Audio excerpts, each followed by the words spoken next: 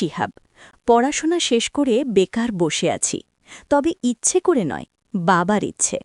আমি যেন ওনার কোম্পানির দায়িত্ব নিই, এসব চাকরি টাকরি যেন না করি আর কি। এটা তো আরও ভালো, এমন ভাগ্য কয়জনের হয়। অনেকেই তো আমার বয়সে চাকরির পেছনে দৌড়াচ্ছে, আর আমি ঘরে বসে পায়ের উপরে পা তুলে খাচ্ছি। আজকে বাবা বলে গেলেন কালকে নাকি অফিসে নিয়ে যাবেন আমাকে, তাই আগে থেকে প্রস্তুতি নিতে। তো পরের দিন যথাসময়ে বাবার অফিসে গেলাম বাবার সাথেই। আমাকে দেখে সবাই দাঁড়িয়ে গেল, একের পর একজন সালাম দিতে লাগল। পুরো অফিসটা খুব সুন্দরভাবে সাজানো হয়েছে, সেই সাথে একটা বড় কেকও আনা হয়েছে। সবাই আমাকে ফুলের তোড়া এগিয়ে দিল। আমি প্রথমে একটু আনকমফোর্টেবল ফিল করছিলাম, কারণ এমন পরিস্থিতিতে এর আগে আমি কখনো পড়িনি। আমার এমন অবস্থা দেখে বাবা কিছুটা হেসে বললেন, কুল মাই বয়, এটা তেমন কিছু না, শুধুমাত্র আমার কষ্টের ফল। আর এখন থেকে তুমি হবে এই অফিসের একমাত্র বস, তাই নিজেকে মানিয়ে নিতে শিখো। কিন্তু বাবা, আমি তো আপনার মতো এত কিছু সামলাতে পারবো না। যখন আমি শুরু করেছিলাম তখন তোমার মতোই আমিও এইসবই ভাবতাম, কিন্তু দেখো আমি ঠিকই পেরেছি। কত বাধা বিপত্তি পেরিয়ে আজ এই প্রতিষ্ঠানকে এত ভালো একটা অবস্থানে নিয়ে এসেছি। আর আমার বিশ্বাস তুমি এর থেকেও ভালো কিছু করতে পারবে, তাই ভয়ের কিছু নেই, আমি তো আছি। তারপর বাবা আমাকে ওনার ডেস্কে নিয়ে গেলেন। এতদিন এখানে আমি বসেছি, আর আজ থেকে তুমি বসবে। তারপর অর্ধেকটা দিনই বাবার সাথে অফিসে থাকলাম, বিভিন্ন কাজ বুঝে নিলাম। বাবা এখন মাঝে মাঝে অফিসে যান, আমি মানা করেছি, যেহেতু আমি সবকিছু বুঝে নিয়েছি, তাই আর বাবা না আসলেও চলবে। কেটে গেল 2 মাস, এখন অফিসের সকল দায়িত্ব আমি সামলাই। বিকেল 3টে হঠাৎ বাবা কল দিলেন। হ্যালো, আসসালামু আলাইকুম বাবা। ওয়ালাইকুম সালাম। কি করছো শিহাব? এই তো বসে বসে ফাইলগুলো চেক করছি। কাজ কি আরও রয়েছে নাকি শেষ? মোটামুটি শেষ। কেন, কোনো দরকার? হ্যাঁ, আজ একটু তাড়াতাড়ি আসতে পারবে? তাড়াতাড়ি কেন, কি হয়েছে? সব ঠিক আছে তো? হ্যাঁ ঠিক আছে, আসলে একটা জায়গায় যাব তুমি এবং তোমার মাকে নিয়ে, তাই সবকিছু গুছিয়ে চলে আসো। আচ্ছা ঠিক আছে। আমি কলটা রেখে ম্যানেজারকে বাকি কাজ বুঝিয়ে দিলাম। তারপর বাসায় চলে আসলাম। এসে দেখি বাবা মা রেডি হয়ে সোফায় বসে আছে। এসে গেছো? যাও ফ্রেশ হয়ে নাও, আর শোনো, সুন্দর করে রেডি হয়ে আসবে। কেন? এমনি, দেখতে যেন ভালো লাগে তাই। আচ্ছা, আমরা যাবটা কোথায়? আমার এক বন্ধু আছে তুফাইল, ওর বাসায় যাব। ও, কিছুই বুঝলাম না। বন্ধুর বাসায় তো উনি আর মা গেলেই হয়, আমি গিয়ে ওইখানে কি করব? কিন্তু বাবাকে আর সেটা বললাম না। রুমে এসে ফ্রেশ হয়ে রেডি হলাম। তারপর বাবা মাকে নিয়ে রওনা দিলাম বাবার বন্ধুর বাসায়। ঘণ্টাখানেক পরে গিয়ে পৌঁছলাম। কলিং বেল বাজাতেই একজন মহিলা এসে দরজা খুলে দিলেন। সম্ভবত উনি বাবার বন্ধুর স্ত্রী। আমরা গিয়ে ভেতরে ড্রয়িং রুমে সোফায় বসলাম। আঙ্কেল আর বাবা এবং আন্টি আর মা কথা বলছেন, আর আমি একা একা বসে আছি। ভালো লাগছে না, কিছু বলতেও পারছি না। ওনারাই যদি সব কথা বলে তাহলে আমাকে ডাকল কেন? একটু পর বাবা আঙ্কেলকে ইশারা দিয়ে যেন কি বললেন। বিষয়টি আমি খেয়াল করলাম, কিন্তু কিছুই বুঝলাম না। একটু পর একজন মেয়ে হাতে চায়ের কাপ নিয়ে সামনে আসলো। পরনে একটা কালো রঙের 3 পিস, গায়ের রং উজ্জ্বল ফর্সা, মাথায় ওড়না দেওয়া, মুখে হালকা হাসি স্পষ্ট। এরকম উজ্জ্বল ফর্সা শরীরে কালো রং বেশ মানায়। মেয়েটা সবাইকে উদ্দেশ্য করে সালাম দিল। তখনই আঙ্কেল বলে উঠলেন, এ হচ্ছে ওনার মেয়ে নওরিন।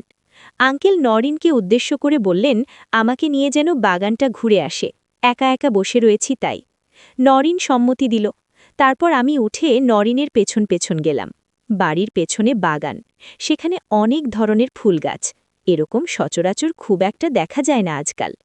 আমি নওরিনকে উদ্দেশ্য করে বললাম, আপনাদের বাগানটা তো খুব সুন্দর, এত ফুল গাছ কে লাগিয়েছে? জি, আমি। আপনি? হ্যাঁ, আসলে আমার বাগান করার অনেক শখ, বলতে গেলে এটা একটা নেশা। অনেক দিন ধরে ধীরে ধীরে আজ এতটুকু পর্যন্ত করেছি। ইন্টারেস্টিং, আজকাল এরকম মানুষ পাওয়া খুব কঠিন যে এসব কাজ পছন্দ করে। আর কি কি পছন্দ করেন আপনি? পছন্দ করি তো অনেক কিছুই, বাট সবচেয়ে বেশি পছন্দ হচ্ছে বাগান করা, ছবি আঁকা, উপন্যাস পড়া, আর মাঝে মাঝে বিভিন্ন রেসিপি করার ট্রাই করি। অনেক সুন্দর পছন্দ আপনার, ধন্যবাদ। আর আপনার কি পছন্দ? আমার বলতে গেলে তেমন বিশেষ কিছু পছন্দ নেই, এই খাওয়া দাওয়া, ঘুম, আর মাঝে মাঝে ঘুরতে যাওয়া। আচ্ছা, আপনি কিসে পড়াশোনা করেন? Honours second year. আর আপনি? মাস্টার্স কমপ্লিট করে এখন নিজেদের কোম্পানির দেখাশোনা করছি। ও, আচ্ছা। আচ্ছা, এর আগে কি আপনি আমাকে কখনো দেখেছেন? হ্যাঁ। কি? কবে? কিন্তু আমি তো আপনাকে কখনোই দেখিনি এর আগে। আপনার মনে আছে আপনার বাবা এবং আমার বাবার আরেকজন বন্ধু রয়েছেন মুহিত নামে? হ্যাঁ, মনে আছে। মুহিত আঙ্কেল। ওনার মেয়ের বিয়েতে আপনারা গিয়েছিলেন, রাইট? হ্যাঁ, গিয়েছিলাম তো। তখনই দেখেছিলাম আপনাকে। আপনি অবশ্য দূরে দাঁড়িয়ে কারো সাথে কথা বলছিলেন। তখনই আপনার বাবা আপনার দিকে আঙুল দিয়ে সবাইকে দেখিয়ে দিয়েছিলেন। ও, আচ্ছা, এই জন্যই এর আগে আপনাকে দেখিনি। তারপর আর কোনো কথা খুঁজে পেলাম না। কী বা বলবো, তাই দুজনে সিদ্ধান্ত নিলাম বাড়ির ভেতরে যাব। ভেতরে গিয়ে দেখি সবাই অনেক হাসাহাসি করছে। আমি আর নরিন দুজন দুই দিকে বসলাম। আমাদেরকে দেখে বাবা বলে উঠলেন, কি ব্যাপার, তোমরা একে অপরের সাথে ভালোভাবে পরিচয় হয়েছে তো? জি। গুড। আচ্ছা তোফাইল, শোন, এবার তাহলে উঠি। রাতে কল করে আমি তোকে ফাইনাল ডিসিশন জানিয়ে দিব। আমি মনে মনে ভাবতে লাগলাম, কি ফাইনাল ডিসিশনের কথা বলছেন বাবা? আমি কিছুই জিজ্ঞেস করলাম না। একটু পর সবার থেকে বিদায় নিয়ে চলে আসলাম নিজের বাসায়। রাত 11টা। খাওয়া দাওয়া শেষে সোফায় বসে টিভি দেখছি আমি আর বাবা। তখন বাবা বলে উঠলেন, শিহাব, আমি এবং তোমার মা একটা সিদ্ধান্ত নিয়েছি। কি সিদ্ধান্ত? তোমার বিয়ে নিয়ে আমরা দুজনেই চাই তুমি এবার বিয়েটা করে নাও। বয়স তো আর কম হয়নি। কিন্তু বাবা, এত তাড়াতাড়ি আমি করতে চাই না। আরও কিছুদিন যাক, তারপর ভেবে দেখব। আরও পরে মানে? পড়াশোনা শেষ করেছ, বয়স অত কম হয়নি। আর কত দেরি করবে? আর তাছাড়া তোমার মায়েরও বয়স অনেক হয়েছে। একা একা এত বড় সংসার চালানো সম্ভব হয় না। আর কতকাল আমাদেরকে রান্না করে খাওয়াবে? তারও তো ইচ্ছে করে আরাশ করতে। তারপরও আমি আর কিছু শুনতে চাই না। তুমি বিয়ে করবে, এটাই ফাইনাল।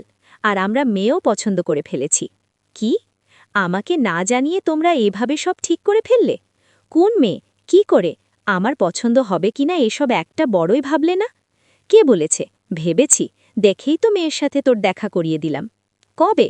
তোমরা কি জেগে জেগে স্বপ্ন দেখো নাকি? আমার বন্ধু তুফাইলের একমাত্র মেয়ে নওরিন, যাকে আজ দেখলি। কে? নওরিন? এজন্যই গিয়েছিলে? হ্যাঁ। তোকে এমনি বললে তো তুই জীবনেও যেতি না, তাই বাধ্য হয়ে এভাবেই নিতে হলো। এখন বল, মেয়ে দেখতে কেমন? আর তোর মা এবং আমার তো অনেক পছন্দ হয়েছে। হ্যাঁ, ভালোই, খারাপ না। কিন্তু এভাবে হুট করে বিয়ে ঠিক করলে কিভাবে হবে? একবারে দেখায় কি কারো বিষয়ে এত কিছু জানা যায়? আমি কি একবারও বলেছি যে এক দেখাতেই তোকে বিয়ে করতে হবে?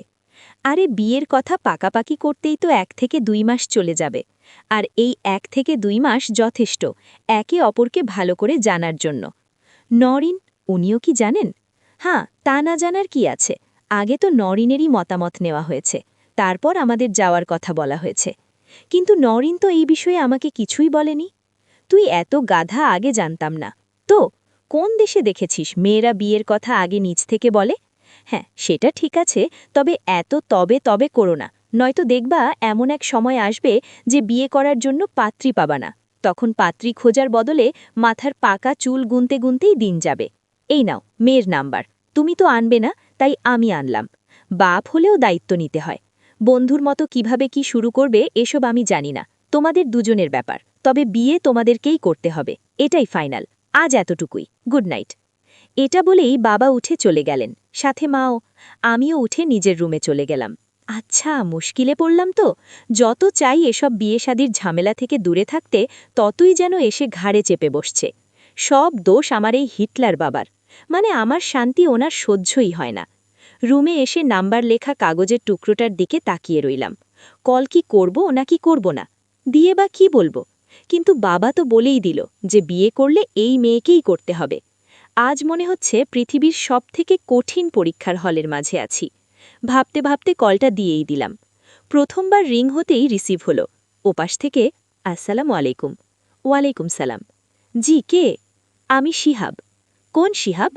আজকে যে আপনাদের বাসায় গিয়েছিলাম। বাসায় তো অনেকেই আসে যায়, এখন আপনি কে বলছেন সেটা কিভাবে বুঝব? মানে আপনার বাবার বন্ধুর ছেলে, ভুলে গেলেন? আরে আমি তো একটু মজা করছিলাম। আপনার গলার আওয়াজ শুনেই আমি চিনে ফেলেছিলাম। কি, আপনার গলার আওয়াজ আপনি বুঝতে পারেন? না পারার কি আছে? এমন তো নয় যে এর আগে কখনো কথা হয়নি। হয়েছে যেহেতু, তাহলে চিনতে অসুবিধা কেন হবে? আর আমি এত সহজে কিছু ভুলি না, মনে রাখার চেষ্টা করি। বাহ, আপনি তো অনেক ট্যালেন্টেড একজন মানুষ। ধন্যবাদ। কেমন আছেন? আলহামদুলিল্লাহ, ভালো। আপনি? আমিও ভালো আছি। যাক, তাহলে তো ভালোই। তা কি করছেন এখন? উপন্যাস পড়ছিলাম, আর তারপর আপনি কল দিলেন। আর আপনি কি করছেন? কিছু না, শুয়ে শুয়ে আপনার সাথে কথা বলছি।